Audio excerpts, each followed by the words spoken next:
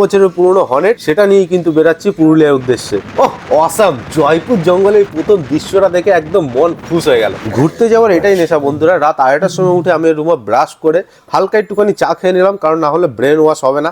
আর তারপরে কিন্তু বাড়ির সবাইকে টাটা বিদায় জানিয়ে কিন্তু পুরুলিয়ার উদ্দেশ্যে রওনা দিচ্ছি বাইক নিয়ে। 9 বছরের পুরনো হর্নেট, সেটা নিয়ে কিন্তু বেরাচ্ছি পুরুলিয়ার উদ্দেশ্যে। তো বন্ধুরা, রাতের এই জায়গাটা কিন্তু আপনাদের কাছ থেকে বলি স্কিপ করে দিচ্ছি, কারণ যতক্ষণ বাইক চালিয়েছি দুপাশে অন্ধকার, সামনে লরি, এই রাস্তা, এই হচ্ছে দৃশ্য ছিল যেখানে দেখানোর মতো কিছুই ছিল না। তো এখন ভোর মোটামুটি 4টে কিংবা 4:15-20 এরকম হবে। আমরা কিন্তু মোটামুটি আরামবাগ পার করে চলে এসেছি। এই জায়গাটা খুব ঠান্ডা ছিল, সত্যি কথা বলছি। মানে পুরুলিয়াতে আমরা গিয়েও এরকম ঠান্ডা পাইনি। এই জায়গাটাতে মানে আরামবাগের পর থেকে বিষ্ণুপুর পর্যন্ত যে ঠান্ডাটা আমরা পেয়েছিলাম, খুব মারাত্মক লেভেলের ঠান্ডা ছিল। মানে আপনাকে ভয়েসটা শোনালে বুঝতে পারবেন।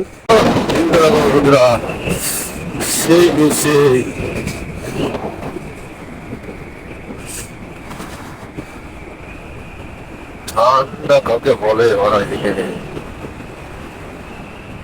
এরকম একটা অবস্থা হচ্ছিল গাড়ি চালাতে চালাতে। মানে কি যে হাওয়া আর কি ঠান্ডা আপনাদের আমি বলে বোঝাতে পারছি না। মানে খুব কম সিচুয়েশনে এরকম পড়েছিলাম যে এরকম ঠান্ডার মধ্যে দিয়ে যেতে হয়। কারণ বললাম, পুরো রাস্তা কোথাও আমার মনে হয়নি যে ঠান্ডা খুব বেশি আমাকে এফেক্ট করছে। কিন্তু এই আরামবাগ থেকে বিষ্ণুপুর, এই এতটুকু জায়গা, এটা একদম বলার মতন না। আমার এক্সপেকটেশনের বাইরে ঠান্ডা ছিল এটা। ঠান্ডার থেকে বড় কথা হাওয়া ছিল, যার জন্যই এই সমস্যাটা বেশি হচ্ছিল। তো দুপাশের দৃশ্যটা দেখো, খুব সুন্দর। এনজয় তো অবশ্যই করছো তোমরা। সে যাই হোক না কেন বন্ধুরা, এরকম অনেক কিছুই তো বাধা বিপত্তি আসবে, এগুলোকে ইগনোর করেই বেরানোর যখন মেন্টালিটি নিয়েছি, তখন আমাকে পৌঁছাতে হবে পুরুলিয়া। তো দুপাশের দৃশ্যটা দেখো, তোমার এইখানে যতই কিছু যা সমস্যা হোক না, এই দৃশ্যগুলো তোমাকে এমনভাবে তোমার মনকে মুগ্ধ করবে যে তোমার মনেই হবে না যে আমি কোনো কিছু বাধা বিপত্তির জন্য আটকাচ্ছি। দুপাশ দিয়ে একদম ধান ক্ষেত, কোথাও জঙ্গল।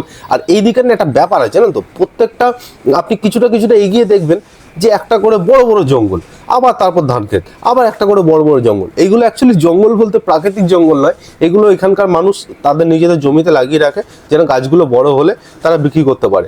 তার জন্যই কিন্তু এই জঙ্গলগুলো দেখা যায়।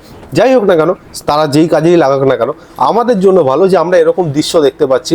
বারবার করে জঙ্গল আসে, বারবার করে এরকম একটা ফাঁকা জায়গা আসে। তো এই জিনিসটা কিন্তু আমাদেরকে খুব মন ছুঁয়ে যায়।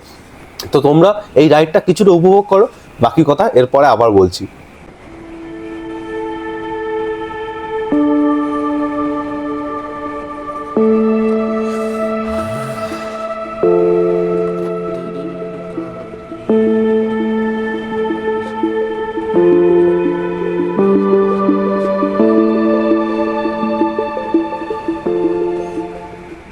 তো এরকমভাবেই কিন্তু প্রকৃতির মাঝখান দিয়ে প্রকৃতির মজা নিতে নিতে কিন্তু আস্তে আস্তে পাহাড়ের দিকে এগিয়ে চলেছি। অ্যাকচুয়ালি পুরুলিয়াটা না আমার খুব মানে কাছের, আমার খুব মানে অন্তরের। আমি আপনাদেরকে বলবো তার কারণটা কি।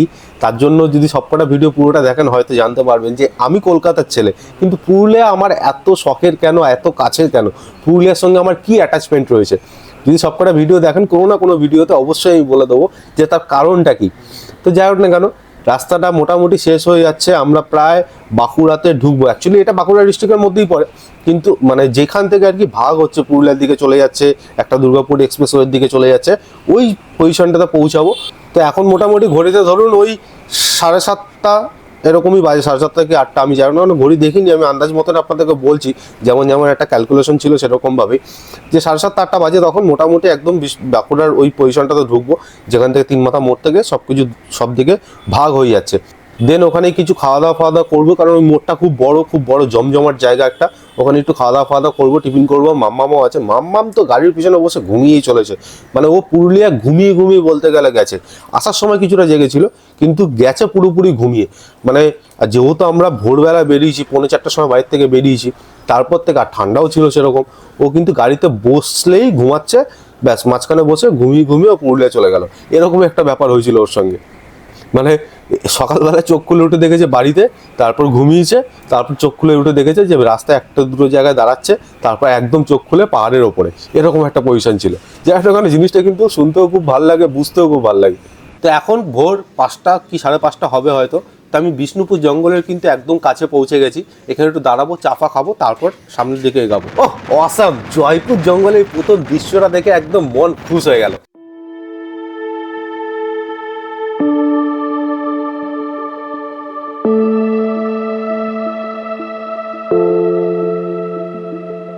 মানে দেখো, এক হচ্ছে আমরা যেদিনকে গেছিলাম সেদিনকে ভরা কুয়াশা ছিল, মানে ঠান্ডা পড়ছে একদম জাকিয়ে সেরকম একটা সময়।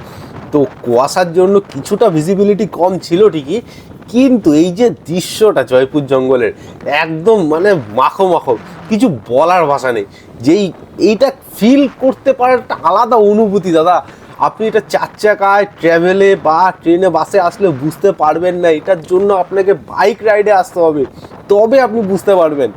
দেখুন দাদা, অনেক কিছু হতে পারে যে আপনার কাছে বড় বাইক নেই, আপনার কাছে কোনো আপ টু ডেট বাইক নেই, আপনার কাছে বেশি সিসির কোনো বাইক নেই, কিন্তু এই সমস্ত বাহানা চলে না।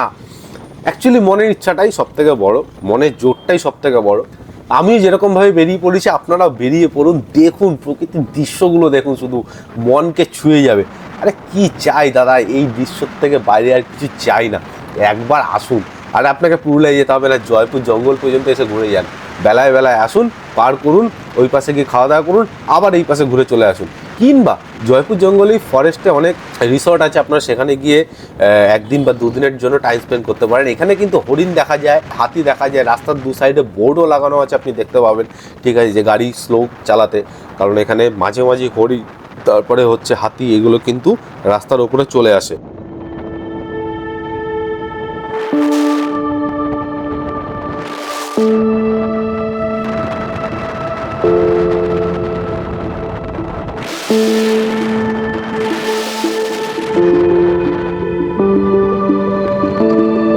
অসম লাগলো আমার এই জয়পুর জঙ্গলে এই জায়গাটা। আর এছাড়াও আপনি যতই পুরুলিয়ার সাইডের দিকে যেতে শুরু করবেন না, যত পুরুলিয়ার ভেতরে ঢুকবেন, প্রকৃতির দৃশ্য আপনার মনকে একদম মুগ্ধ করে দেবে। মানে দেখুন, আমাদের এই দিকে না একটা অন্যরকম দৃশ্য, আর ওই দিকে একটা প্রকৃতির আলাদা দৃশ্য, কোথাও লাল মাটির দৃশ্য, কোথাও জঙ্গলের দৃশ্য, কোথাও হচ্ছে ধান ক্ষেতের দৃশ্য। তো পুরো বিষয়টা আলাদা রকমের। একবার আসুন, একবার ঘুরে যান, আরে জীবনে একটা বাইক রাইড করুন, দেখবেন মজাটা কাকে বলে। আপনার আর ঘরে বসে থাকতে ইচ্ছা করবে না, মনে হবে পয়সা করি জমাই আর চলো ভাই বাইক রাইডে। শুধু এতটুকুই জিনিস মনে হবে, কারণ পয়সাটা এখানে ইম্পর্টেন্ট। কারণ আপনি যখন কোথাও বেরাবেন তখন তো অবশ্যই আপনার একটা ভালো অ্যামাউন্টের খরচা হবে, এটাই কিন্তু এখানে ইম্পর্টেন্ট। তো বন্ধুরা, মোটামুটি অনেকটা পথ অতিক্রম করে এসেছি। আমরা এখন আছি একদম পুরো বাঁকুড়ার জায়গাটা, মানে যেখান থেকে সব দিক ভাগ হয়ে যাচ্ছে পুরুলিয়ার দিকে, অযোধ্যার দিকে। তো মোটামুটি এখনও অযোধ্যা পাহাড়, আমাদের যেখানে অ্যাকচুয়ালি মানে একদম হিল টপে আমাদের হোটেল বুকিং আছে, সেখানে মোটামুটি 130-135 কিলোমিটার, বোর্ডে এখানে 129 কিলোমিটার আপনি পাহাড় দেখতে পাচ্ছেন। তো আমার হোটেলটা একটু টপের দিকে, তো সেই কারণের জন্য কিন্তু 134-135 কিলোমিটার মতো লাগবে। তো এখান থেকে হালকা পাতলা টিফিন করে কিন্তু আমরা বেরিয়ে পড়লাম। বেরিয়ে পড়ে এবার যে রাস্তাটা শুরু হচ্ছে দাদা, এই রাস্তাটা কিন্তু অসম। যদি আপনারা কোনো ট্রিপে যেতে চান, যে ভাই এরকম মজা নিতে চাস, তাহলে চল।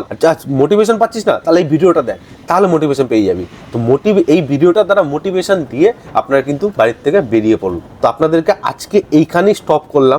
নেক্সট হচ্ছে এইখান থেকে আমার পুরুলিয়া, মানে লাস্ট যে 135 কিলোমিটার, সেইটা কিন্তু আপনাদেরকে নেক্সট ভিডিওতে দেখাবো। এবং তারপরে আরও বেশ কিছু ভিডিও থাকবে, যেই জায়গাগুলোতে কিন্তু আমরা পুরুলিয়াকে কেমন ঘুরলাম, আপনি যদি পুরুলিয়া আসেন কেমনভাবে ঘুরতে পারবেন, কোন কোন জায়গায় যেতে পারবেন, সেইগুলো দেখাবো। তো আজকের মতন টাটা। অবশ্যই চ্যানেলটাকে সাবস্ক্রাইব করে দেবেন, যেন পরের ভিডিওগুলোর নোটিফিকেশান আপনার কাছে পৌঁছে যায়। অবশ্যই কিন্তু লাইক আর কমেন্ট করতে ভুলবেন না। এত দূরের যাত্রা, এত কষ্ট করে ভিডিওটা রেডি করছি, অবশ্যই কিন্তু চ্যানেলটা সাবস্ক্রাইব করে ভিডিওটাকে লাইক করে দেবেন, আর পারলে বন্ধুদের সঙ্গে শেয়ার করবেন। তো টাটা, পরের দিনকে আবার দেখা হচ্ছে।